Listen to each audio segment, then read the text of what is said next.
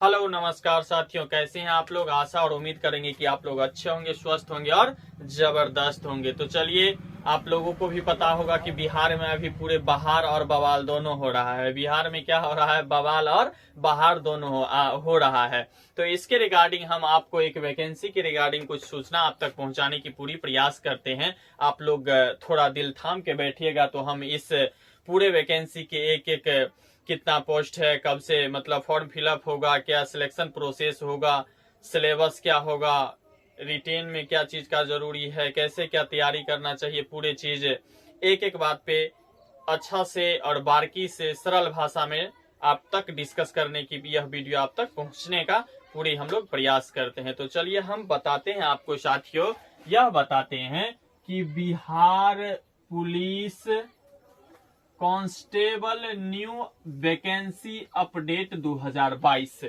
Bihar police के अभी इससे पीछे की जो बहाली है वह 8415 पोस्ट पे पूरे बिहार के मुख्यमंत्री और उप मुख्यमंत्री दोनों आदमी हाल फिलहाल में 10,200 कुछ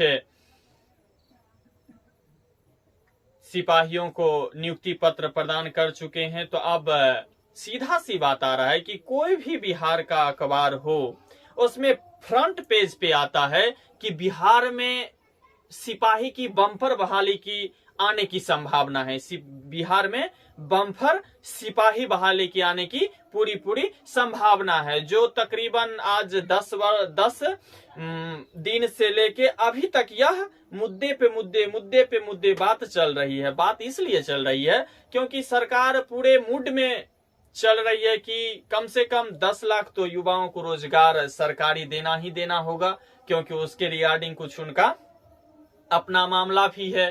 तो इसी के रिगार्डिंग यह है कि बिहार में हर हाल में वैकेंसी जो आएगी सिपाही का, वह एक बड़ी फटाका लेके आएगा। वह बहुत बड़ी वैकेंसी होगा, तकरीबन जो अब तक नहीं हो पाया है ऐसा बहाली आप तक पहुंचने का पूरा उम्मीद है। लेकिन अभी क्या है, अपडेट दिया गया है, कोई ऑफिशियल नोटिस नहीं जारी हुआ है, कोई ऑफिशियल नोटिस नहीं जारी हुआ है। सरकार के मद्देनजर देखते हुए ऐसा अपडेट आता रहता है और आता है तो कहीं ना कहीं 1% सच बात है, इसीलिए 90-99 जोड़ा जा रहा है।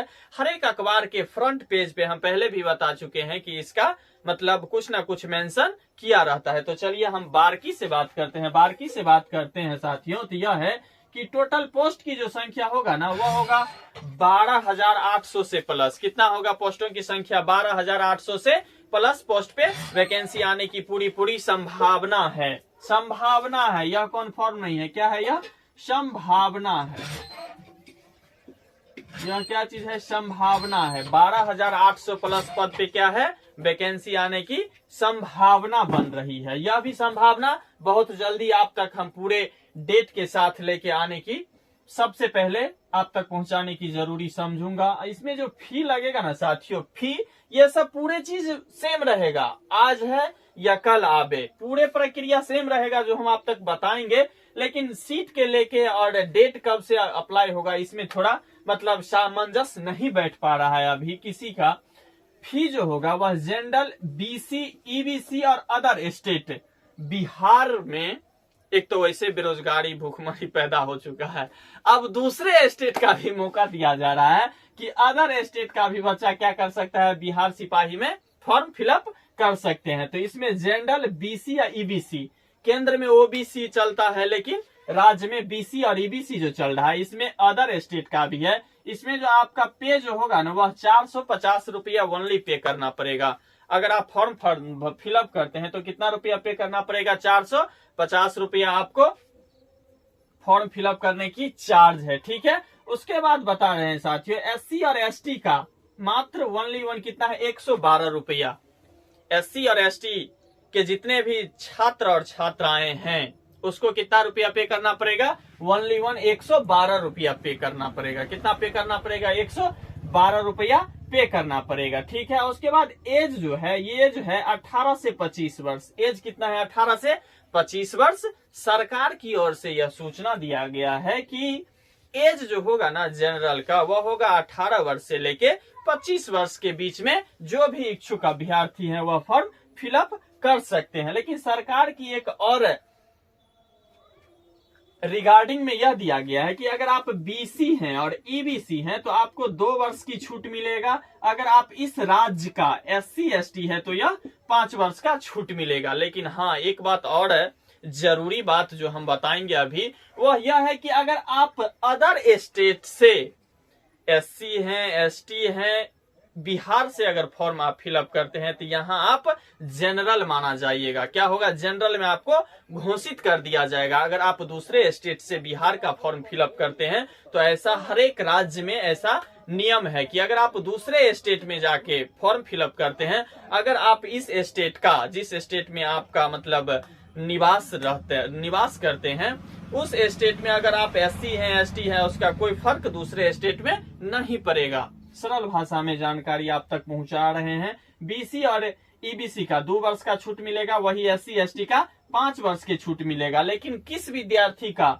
जो बिहार के मूलतः निवासी है, जो क्या चीज है, बिहार के मूल निवासी है, उनका यह मतलब फॉर्मूला सेट होने वाली है। ठीक है। उसके बाद एलिजिबिलिटी जो बता दे साथियों, योग्यता, आप कितना पढ़े लिखे हैं, योग्यता में बात करते हैं साथियों। योग्यता जो होना चाहिए आपको, यह होगा 12th पास, मतलब 12वीं अगर पास हैं, आप किसी भी फैकल्टी से पास हैं, साइंस, आर्ट्स, कॉमर्स, कोई भी मायने इसमें नहीं रखेगा। ठीक है।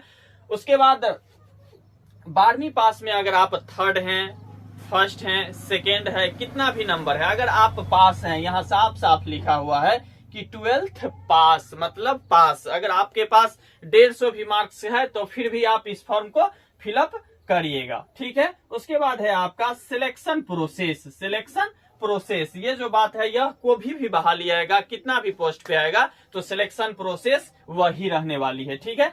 सिलेक्शन प्रोसेस में बता दे साथियों, आपका पहले जो होगा आपका रिटेन एग्जाम होगा। पहले क्या होगा, रिटेन एग्जाम होगा। उसके बाद आपका होगा फिजिकल। रिटेन एग्जाम के बाद क्या होगा, फिजिकल। अगर आपका रिटेन निकल जाता है तो रिटेन एक आपको प्रमाण की जरूरत होती है कि हम क्वालिफाई जिसको बोलते हैं। अगर आप रिटेन में क्वालिफाई करते हैं तो आप फिजिकल के लिए तैयार हो जाते हैं। ठीक है। अगर आप रिटेन एग्जाम पास करते हैं तो आप क्या होते हैं, फिजिकल के लिए आप तैयार हो जाते हैं। लेकिन इसका मेरिट जो बनेगा साथियों, वह बनेगा फिजिकल पे। मेरिट कहाँ बनेगा, किस पर, फिजिकल का नंबर पे। ठीक है। उसका भी हम बात पूरे सरल भाषा में आप तक जानकारी पहुंचाने की पूरी प्रयास करते हैं। उसके बाद होगा क्या चीज, मेडिकल। उसके बाद क्या होगा, मेडिकल होगा। उसके बाद होगा डॉक्यूमेंट वेरिफिकेशन की क्या चीज, कितना कितना प्रोसेस से गुजरना पड़ेगा। पहले होगा रिटेन एग्जाम, उसके बाद होगा फिजिकल, उसके बाद होगा मेडिकल, उसके बाद होगा डॉक्यूमेंट वेरिफिकेशन। ठीक है। 4 प्रोसेस अभी तक यहाँ नजर आपको आता होगा। ठीक है। उसके बाद बता दे साथियों, सैलरी जो है ना, इसमें सैलरी आपका है 21,700 से लेके 69,100 तक। सैलरी कितना है, 21,700 से लेके 69,100 तक, जो तकरीबन केंद्र का भी बहुत ऐसे बहाली है और वैकेंसी है जिसमें यही पे होता है। जैसे एसएससी, जीडी, पारा मिलिट्री का जितना भी मतलब फोर्स का वैकेंसी आता है, उसमें यही मतलब पे भत्ता रहता है। 21,700 से लेके 69,100 तक आपको पैसा मिलने वाली है। ठीक है। उसके बाद हम बात करते हैं, सबसे बड़ी धमाका जो होगा यह यहाँ होगा कि फिजिकल एलिजिबिलिटी। फिजिकल में क्या क्या जरूरी है आपको। एक तो एलिजिबिलिटी यह है कि आप कहां तक पढ़े हैं, जिसमें हम बता दिए थे कि 12th पास आप रहना चाहते हैं, रहना होगा। और फिजिकल एलिजिबिलिटी की बात करते हैं। फिजिकल जो एलिजिबिलिटी है साथियों, इसमें बहुत बड़ी बड़ी मतलब मछलियां फंस चुका है, जो आपको यहाँ साफ साफ दिखाई और प्रतीत होता होगा। बड़ी मछली की हम बात करते हैं तो फिजिकल का जो एलिजिबिलिटी है, क्या क्या क्राइटेरिया है, उसमें हम बात करते हैं पहले मेल का, यहाँ है फीमेल। तो मेल और फीमेल दोनों के बारे में हम एक एक बात बारीकी से चर्चा करते हैं। मेल का जो साथियों हाइट जो होगा वह जनरल और बीसी, जनरल और बीसी का कितना होगा, 165 सेंटीमीटर। अगर आप बिहार राज्य से हैं, जनरल और बीसी, तो आपको हाइट जो होगा वह होगा 165 सेंटीमीटर। 165 सेंटीमीटर आपका हाइट होनी चाहिए। वही अगर आप बिहार राज्य से ही हैं, अगर ईबीसी और एससी और एसटी है तो तो आपको 160 सेंटीमीटर होना चाहिए हाइट। हाइट कितना होना चाहिए? 160 सेंटीमीटर आपका हाइट होना चाहिए। यह मेल का बात कर रहे थे। उसके बाद हम लोग आ जाते हैं फीमेल पे आ जाते हैं। फीमेल जो है साथियों, फीमेल में है आपका 155 सेंटीमीटर। फीमेल की जो हाइट होगी वह कितना होगी? 155 सेंटीमीटर फीमेल की हाइट होगी। तो हाइट हम मेल का भी देख लिए और फीमेल का भी देख लिए। अब बात करते हैं चेस्ट का। चेस्ट में साथियों अगर आप जनरल बीसी और ईबीसी है तो आपको 81 सेंटीमीटर से लेके 86 सेंटीमीटर की जरूरत होगी। 81 से 86 सेंटीमीटर। फिर से बता दे साथियों कि 81 मीटर आपको नॉर्मल होना चाहिए, 81 सेंटीमीटर। और एक्सपेंडेड मतलब फुला के आपको कितना होना चाहिए? 86। मतलब फुलाव की जो जरूरत है वह 5 सेंटीमीटर है। ठीक है, तो चेस्ट जनरल बीसी और ईबीसी के 81 से 86 सेंटीमीटर होना चाहिए। वहीं एससी और एसटी का 79 से 84। 79 से 84 में भी वही फॉर्मूला लागू होगा। क्या फॉर्मूला लागू होगा? तो 79 नॉर्मल होना चाहिए और एक्सपेंडेड फुला के कितना होना चाहिए आपका? 84 सेंटीमीटर होना चाहिए। ठीक है, तो चेस्ट देख लिए। और यहाँ आपको प्रतीत होगा कि कटिस का निशान। इसमें फीमेल का जो है चेस्ट नहीं मापा जाता है। फीमेल का क्या होता है? चेस्ट नहीं मापा जाता है। उसके बाद हम बात करते हैं साथियों रनिंग। अब यहाँ आपको पता चलता होगा 50 मार्क्स। भाई रिटेन तो यहाँ हुआ तो फिर एग्जाम यहाँ हो जाने के बाद यहाँ 50 मार्क्स हम पहले बता दिए थे कि फिजिकल पर ही इसका मेरिट बनता है। तो अब बात करते हैं रनिंग जो होगा वह कितना नंबर का होगा?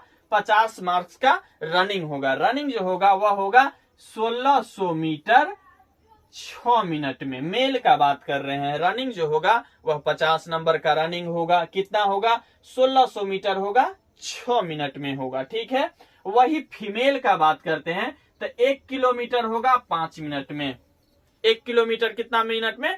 5 मिनट में होगा। लेकिन इसमें भी बहुत मतलब क्या बोलते हैं उसका, उजराहट बहुत है इसमें। उजराहट यह है कि आप 6 मिनट में अगर 1600 मीटर अगर आप दौड़ क्लियर करते हैं तो आपको 50 नंबर नहीं मिलने वाला है। इसमें भी बहुत है, बहुत अंदर तक जाना पड़ेगा। इसमें अगर 5 मिनट में अगर आप 1600 मीटर मार लेते हैं, दौड़ पूरे क्लियर करते हैं तो 50 मार्क्स मिलेगा। वही 5:10 होगा, वही 5:35 होगा, वही 5:40 होगा, वही 5:45 होगा, वही 6 मिनट होगा। तो जब जितना जल्दी अगर आप 1600 मीटर रनिंग पार करिएगा उतना ही आपका 50 नंबर में से ज्यादा नंबर मिलने की पूरी प्रयास होगा। वहीं फीमेल का भी 1 किलोमीटर जितना जल्दी 5 मिनट से पहले भी करते हैं तो आपका नंबर 50 में से ज्यादा मिलेगा। अगर आप 5 मिनट में 1 किलोमीटर दौड़ पूरा करते हैं तो पास मार्क्स 20 नंबर होता है वह मिलेगा।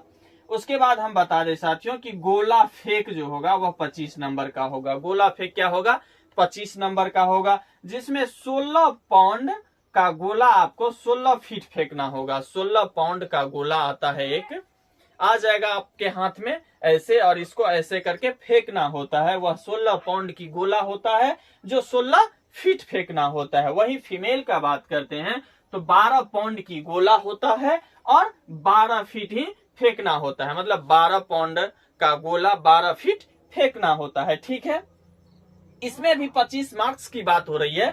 तो इसमें यह है कि 16 फीट अगर आप 16 पाउंड का गोला एग्जैक्ट 16 फीट से अगर आप आगे फेंकते हैं तो आपको फुल मार्क्स मतलब 25 का 25 नंबर मिलने वाला होगा। ठीक है, उसके बाद अगर फीमेल है आप, अगर 12 पाउंड का गोला अगर 12 फीट से ज्यादा फेंकते हैं तो आपका 25 में 25 नंबर मिलेगा। ठीक है, उसके बाद बात करते हैं साथियों हाई जंप। हाई जंप में भी 25 मार्क्स लिखा हुआ है। हाई जंप अगर आप 5 फीट मेल है, अगर आप 5 फीट करते हैं, कितना 5 फीट अगर आप हाई जंप करते हैं तो आपको करेक्ट 25 का 25 मार्क्स मिलेगा, मतलब फुल मार्क्स मिलेगा। अगर आप फीमेल है तो 3.5 फीट अगर आप कूदते हैं तो आपको 25 मार्क्स मिलेगा। इसमें भी 4 पे पासिंग मार्क्स जो होगा मेल के लिए वह 16 नंबर दिया जाता है। ठीक है, तो सब में यह फुल डिटेल्स जो था यह फुल मार्क्स का था। इसमें भी हम बता दिए हैं कि 5 मिनट कुछ सेकंड में दौड़ आप क्लियर करते हैं तो 50 नंबर मिलने की संभावना होती है। उसके बाद 25 नंबर का जो गोला फेंक है 16 पाउंड का, 16 फीट से ज्यादा फेंकते हैं तो 25 मार्क्स मिलने की उम्मीद रहेगी। उसके बाद हाई जंप अगर आप 5 फीट से ऊपर कूदते हैं तो आपको फुल 25 मार्क्स मिलेगा। ठीक है, अब बात करते हैं इसका सिलेबस। यहाँ जो रिटेन एग्जाम के बारे में जो हम चर्चा किए थे, यहाँ हम बात करते हैं सिलेबस। तो यहाँ एक बहुत निराशाजनक बात होता है कि बिहार सिपाही का सिलेबस जो है इसका कोई माई बाप है ये नहीं है। इसका क्या है, कोई माई बाप नहीं है। यह बेचारा बेगर माई बाप का पैदा हुआ है, बेगर माई बाप का ही यह चल रहा है अभी तक। हर एक राज्य में ऐसा देखने को मिलता होगा। आपका केंद्र में तो पूरे फुल्ली है कि मतलब इतना तो इतना, इस विषय से 25 तो 25, न 24 रहेगा न 26 रहेगा, 25 इक्वल टू 25। बिहार में बहुत सारे फैकल्टी और बहुत सारे बहाली के अंदर एक है क्राइटेरिया, लेकिन बिहार सिपाही के अंदर इसका सिलेबस का कोई माई बाप नहीं है। इसलिए माई बाप नहीं है कि यहाँ देखने से आपको प्रतीत हो जाएगा कि वास्तव में इसका माई बाप नहीं है। अब बात करते हैं इसका जो होगा, यह 100 क्वेश्चन आपसे पूछा जाएगा, 100 मार्क्स का होगा। चलिए यहाँ तक तो ठीक है कि 100 प्रश्न आपसे पूछा जाएगा और 100 मार्क्स का होगा। ठीक है, उसमें भी आपको 2 घंटा का समय मिलेगा इस दोनों को बनाने के लिए। 100 क्वेश्चन 100 नंबर का आप जो बनाइएगा एग्जाम हॉल में, उसके लिए आपको 2 हॉर्स मतलब 2 घंटा के समय मिलेगा। लेकिन एक अच्छा भी बात इसमें है, अच्छी बात यह है कि अगर आप कोई भी प्रश्न अगर आपसे अनजान या जान दोनों स्थिति में अगर आपसे गलत हो जाती है तो उसके लिए आपको नंबर की जो है कटने की कोई गुंजाइश नहीं है। आप जितना सही किए हुए हैं उतना आपको सही मिलेगा। तब इसमें होता क्या है कि तुक्के के सहारे, बहुत सारे ऐसे आदमी हैं जो तुक्के के सहारे भी मारता है। अब तुक्का यह है कि अगर आप 80 एग्जैक्ट बना लेते हैं और 20 आपसे नहीं बन रहा है, ना जाने अगर 20 को अगर आप कुछ भी घसते हैं, ABCD ऑप्शन रहता है, अगर आप कुछ भी कर लेते हैं, 2-4 अगर आपका भाग्य साथ दे दिया, ब्रेन का मतलब पावर वहां तक जाता होगा, तो उस स्थिति में निगेटिव की कोई दिक्कत नहीं है। आप गलत भी करिएगा तो आप पे कोई असर नहीं पड़ने वाला है। ठीक है, उसके बाद बता दे कि जीके जीएस करंट अफेयर से 70 से 80 प्रश्न पूछा जाएगा। मतलब कोई जरूरी भी नहीं है कि 70 रहेगा, यह भी जरूरी नहीं है कि 80 रहेगा। हो सकता है 65 पे भी रोक दे, हो सकता है 75 पे भी रोक दे। इसलिए हम बोले थे कि इसका माए बाप नहीं है। ठीक है, उसके बाद हिंदी और इंग्लिश में आपका 10 से 15 क्वेश्चन पूछा जाएगा। हिंदी और इंग्लिश में 10 से 15 प्रश्न आपसे पूछा जाएगा। उसके बाद मैथ की बात करते हैं, मैथ 5 से 10 प्रश्न पूछा जाएगा। यही मतलब GK GS current affairs, Hindi, English, math. ठीक है, और जीके जीएस करंट अफेयर्स में आ गया जीके भी, साइंस भी, करंट अफेयर्स भी, पूरे मिला के 70 से 80। यह भी मतलब संभावित है, कुछ आगे भी हो सकता है और कुछ पीछे भी हो सकता है। तो यह सिलेबस है इनका। ठीक है, तो एक ऐसी मुद्दा पे हम एक एक बात आप तक सरल भाषा में पहुंचाने की पूरी प्रयास किए हैं। तो हम आशा करेंगे कि आपको यह वीडियो अच्छी लगे। अगर अच्छी लगे तो लाइक कीजिएगा, दोस्तों के साथ ज्यादा से ज्यादा शेयर कीजिएगा। अगर हाँ, चैनल पे अगर आप नए हैं तो चैनल को जरूर से जरूर सब्सक्राइब कीजिएगा। जय हिंद, जय भारत, धन्यवाद।